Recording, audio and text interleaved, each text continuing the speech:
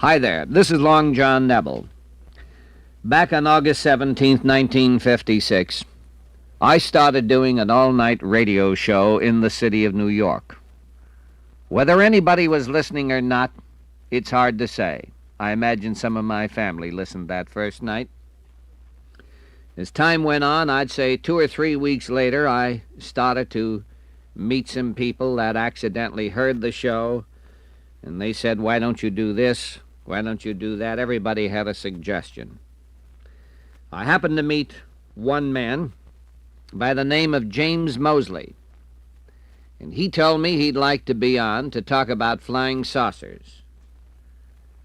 I had never heard of flying saucers except maybe read something in a newspaper one day, and I didn't think that I was going to take a chance and let my potential career as a broadcaster go down the drain with some kook talking about flying saucers. But I must admit, after doing 5 hours alone, night after night, one day I weakened, and I called this fellow Mosley up and I said, "Come on over and tell me a story." And he did. Since then, I've been talking about them many times. I thought you'd be interested in hearing Jim, some 10 years later since I first met him, telling us about some of the things that have happened to him during the past few years. And I decided to take some segments of the shows that I've been doing on NBC and put them together so that you could hear it once, twice, a half a dozen times or more, and start to really figure out for yourself whether there's any truth. Jim, I wonder if you could define flying saucers for me. I think I have a definition, but I'd rather hear yours. Well, the actual term came from Kenneth Arnold. You know, when he had his sighting, he saw 9 gleaming objects at some distance over Mount Rainier as he was flying his private plane, and he described them later to the press, and they asked him just what these things look like, and he said they look like saucers skimming over water. Mm-hmm. So you know how the press is. They came up with a new cute term, and we're stuck now with the term flying saucer. Actually, it's a object of any sort which can't be identified as a conventional thing, such as a plane or a meteor or a guided missile or a bird or a hoax or a illusion. It would be anything that remains unidentified after a sufficient effort is made to find out what it is. It's a UFO, or to put it in better language, an unidentified flying object.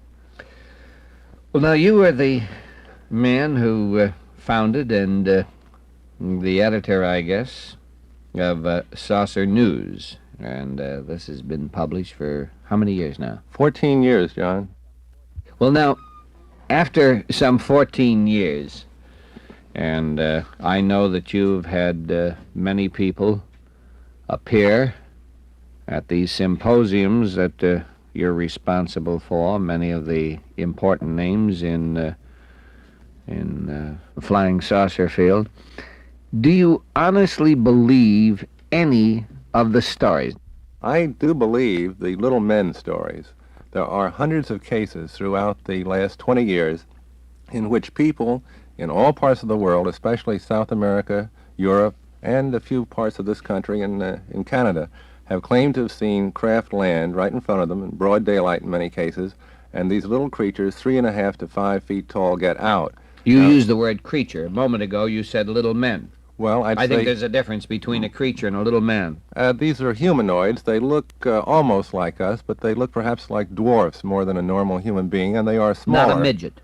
Not a midget, a dwarf. Mm-hmm. Their heads are oversized, their arms are shorter. Just the body is smaller. That's right. Mm-hmm. And there are other differences, too, but that's the main one. There's a difference in this respect that they don't speak to anybody. They're shy.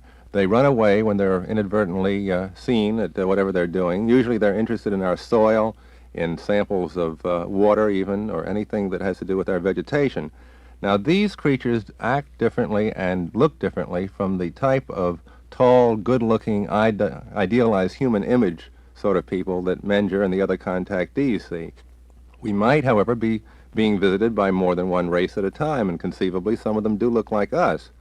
I'm on the fence with some of those stories, but for the little men stories, I'm pretty well convinced that most of those are true.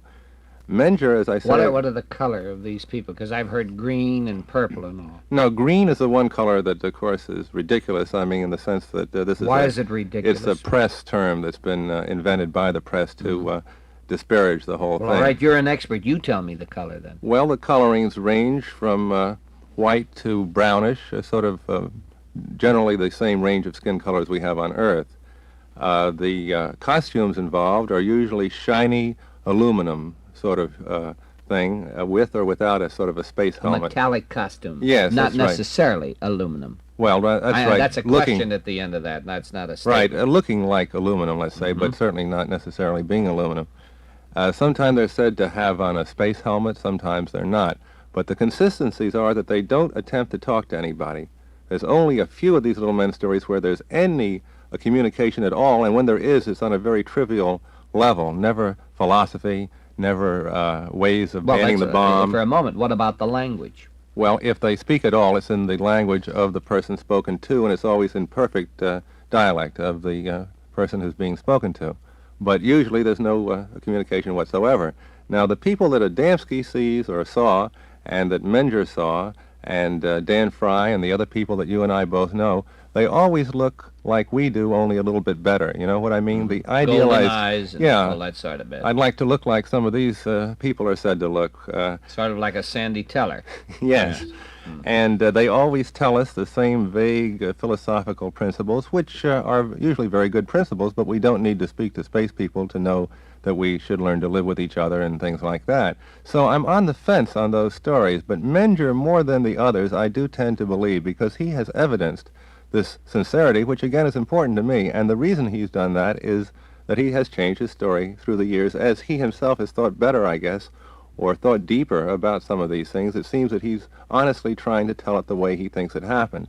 And I respect him a lot for that, and I think that he's basing it all on something that is genuine, not just a figment of his imagination. Now, he may have gilded the lily a little bit in those early days to have a new story to come up with for each of your shows, but I think basically something happened to set him off. I feel that there's an air of criticism in that last remark of yours.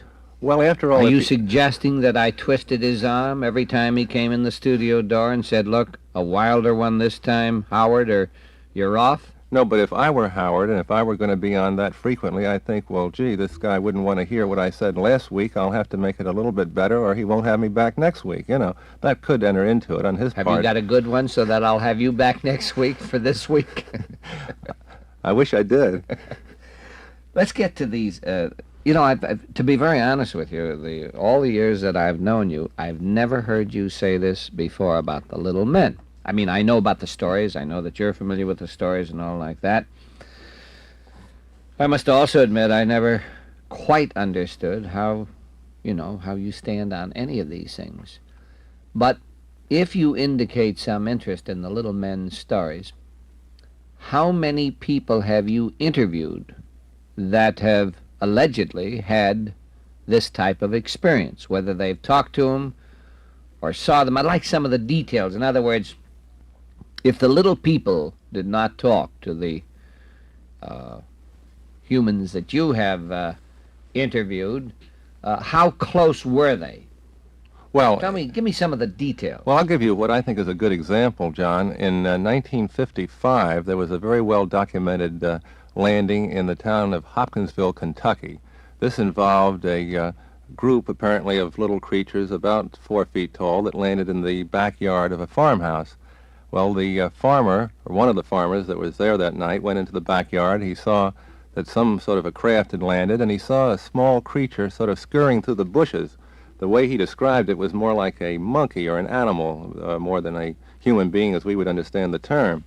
Well, there were with him in that farmhouse a total of 9 adults and 2 children, and they all became very frightened at this visitation. In fact, the first farmer to go outside took a shot at this creature. He hit it straight on. This is another very interesting feature that has occurred in other landings.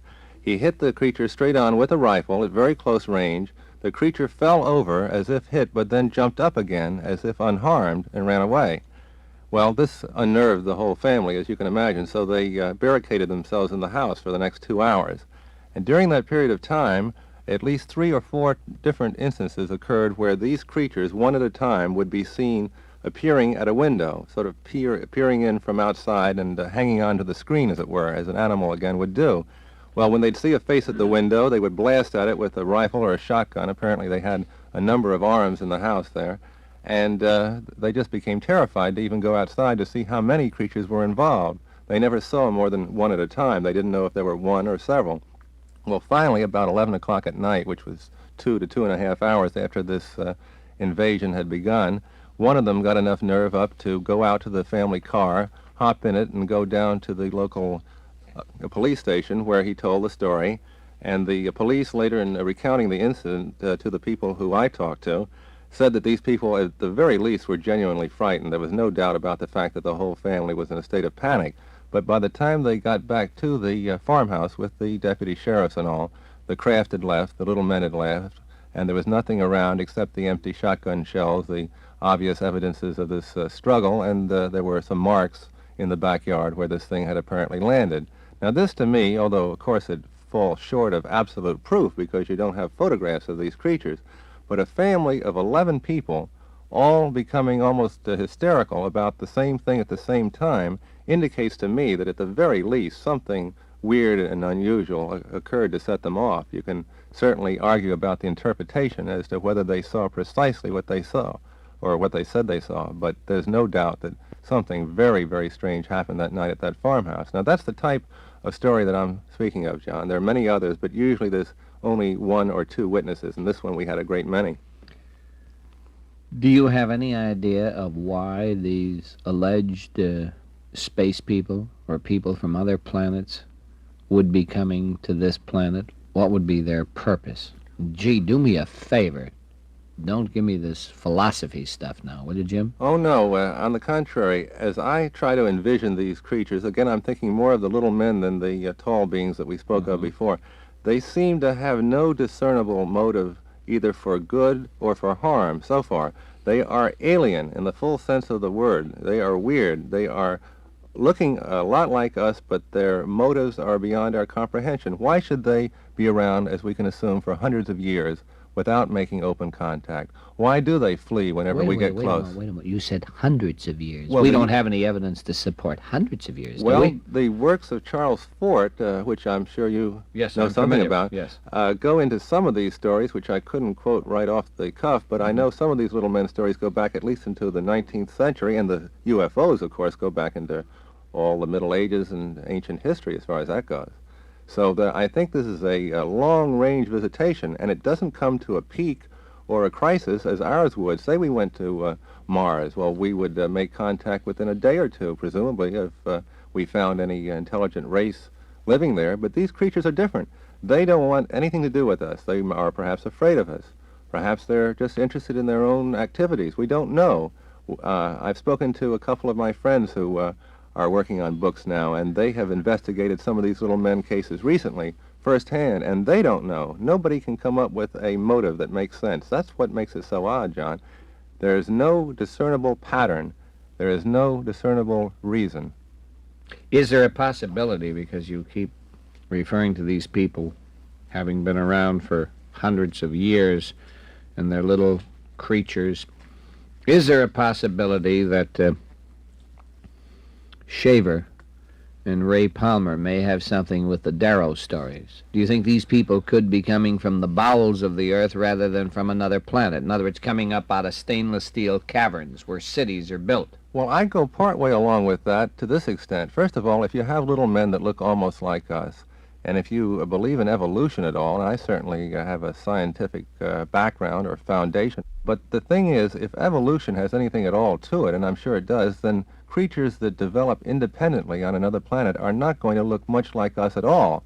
Now, that's the point here. If these creatures look a lot like us, they must probably have a common ancestry somewhere way back.